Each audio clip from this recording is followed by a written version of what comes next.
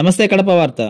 కడప జిల్లా బ్రహ్మంగారి మఠం మండలం కందిమల్లాయపల్లె గ్రామంలో ఉన్నటువంటి కాలజ్ఞాని పోతులూరి వీరబ్రహ్మేంద్ర స్వామి వారి ఇల్లు పాక్షికంగా నేలమట్టమైంది. తుఫాను ప్రభావంతో మంగళవారం కురిసిన భారీ వర్షాల కారణంగా ఇంట్లోని స్తంభం కుంగిపోవడంతో ఇంటి గోడతో పాటు స్లాబ్ కూడా కుప్పకూలిపోయిందని తెలుస్తోంది.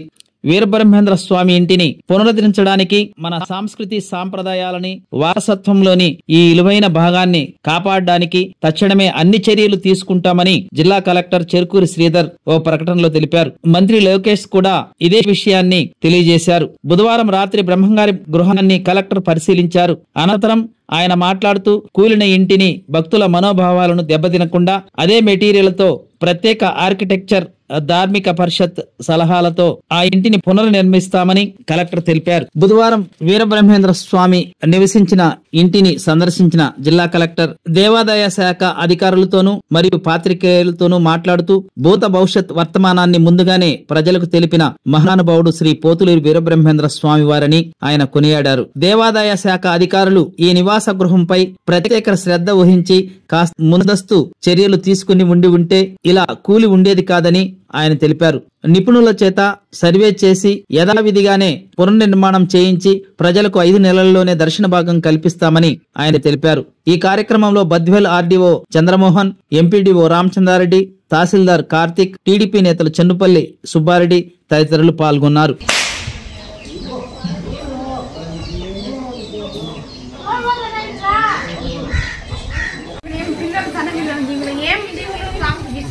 కాదు ఇంకెట్లుందాం అనుకుంటాను అంట.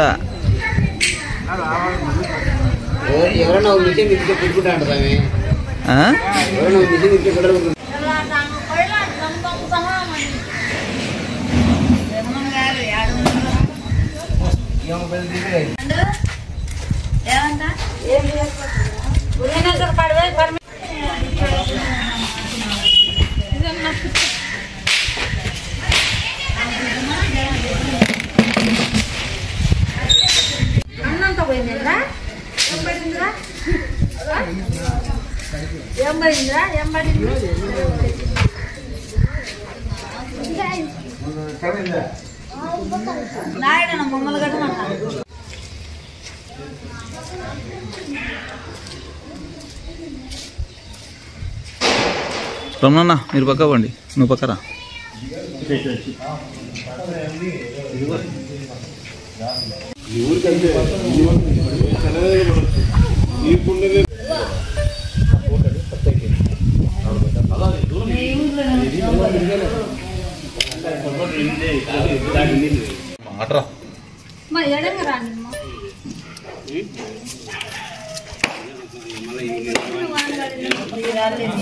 ఈడ 2 రాళ్ళు తీసేస్తే పడిపోతుంది అంతే, ఏం లేదు. వాకిలు తీయకుండా ఉండడమే మేలు.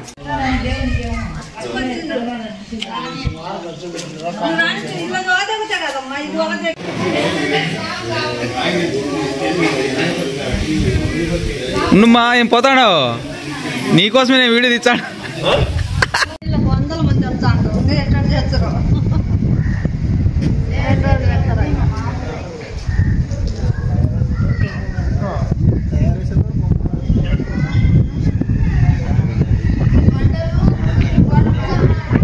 ప్రతి ఒక్కరూ తప్పనిసరిగా యూట్యూబ్లోకి వెళ్ళి కడప వార్తను లైక్ చేయండి, సబ్స్క్రైబ్ చేయండి. ఇట్లు మీ జి రమణయ్య, ఎడిటర్, కడప వార్త.